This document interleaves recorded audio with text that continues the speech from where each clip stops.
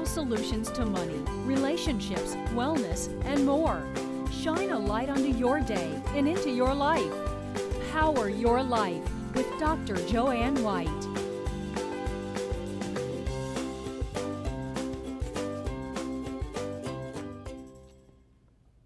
Welcome to Power Your Life. I'm Joanne White, your host. Are you one of those people who have a stash of old comic books lying around, wondering if they're worth anything? My next guest is part historian and part adrenaline junkie who spent most of his lifetime scouring the world for valuable pop culture items. He's known as the Pop Doc, and he's with us now, Michael Carbonaro. Hi, Dr. White. Hello, Michael. How are you? Very good, very good. So you have so many items and also so many secrets, which we're going to unveil tonight. However, there's something important that I want to find out, and that is, how do you know what's going to be worth something? You make all these incredible predictions, and 9 out of 10 times, or maybe 100 times percent, they come true. What do you know that we don't know? 9 out of 10 times is a good rate. I'll go with that one, Dr. White. Yes. What do I know? Since the 40 years I've been buying, selling, and collecting these treasures, I've seen the value increase in certain items, stay stable with others, and really, really increase with other ones. So based on that knowledge over the years, I'm able to kind of foresee what will continue to be valuable, and things that aren't as valuable now will start to increase. However, even your accuracy in terms of something is going to be worth $10,000, $20,000, $30,000, even that's pretty accurate. Let's kind of amaze our people here who are watching us, our viewers, as to what's going on this table and what is a hot item that they need to take a look at and maybe hold on to because it's going to be valuable, right? So what's the first one we're going to look at? We've brought a cornucopia of collectibles. Yes, I see it, and they're colorful, but let's see what's... My first love was Marvel comic books. So that's what I brought 2 fine examples of. Okay, so where are we? Here we are. This is the first appearance of Spider-Man. Do you know that my cousin used to do Spider-Man in New York City for when they had the Thanksgiving parade? Really? Because he used to work for Marvel comic books. So Oh, hello, really? Barry, yes. See, now is there any original art That's what left? I'm going to call and find out. I hope he's watching. Don't throw it away. That's great.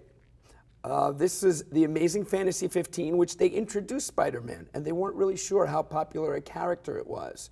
So they just got tons of letters and fan mail, and they carried the Amazing, and he got his own book and became the Amazing Spider-Man. Okay, so what's it worth? This is a copy on a scale of 1 to 10, graded a 4.0. This is about $10,000, $11,000. Oh, thank you so much, Michael. And we can take payment plans, no problem. Next. This is #1, first appearance, #1, first issue of the Hulk. Okay. Now, So it's got to be a first edition, too, to make it valuable, right? first appearance, origin stories, special artist, all those things make what a comic book is called a key comic book, or an iconic issue. A special appearance, a guest appearance, a villain or a superhero is what's going to make it more valuable and desirable. Okay, I know that you have something here. You could put that down now. We're hiding something, and we have to show it to our audience, but this is the big one, right? Well, it's my prediction for a comic that you can invest in right now that will continue to go up and rise. And but 9 out of 10 times your prediction is right, so I'm taking this too. So, there it is. Do I have to let it cook? That's great. Now, this was an annual that Marvel Comics put out. And what they did is they created, in 1964, all their superheroes and all the origin stories.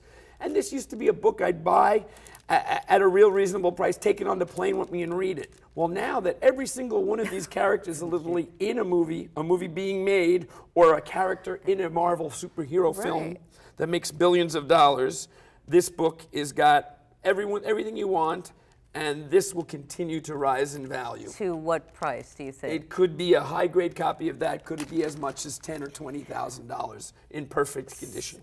So let's do rock and roll, because a lot of people love rock and roll and it's still hot and strong. What about rock and roll? Between rock and roll and comic books, rock and roll was my last love, but sports came somewhere in the middle. Okay, so you want to do sports? Yeah, how about we talk about that before we get to the super rock? Okay, what do we have here? We have a few examples. I'm taking all these goodies home. Thank you, Michael. It's such great No, go ahead.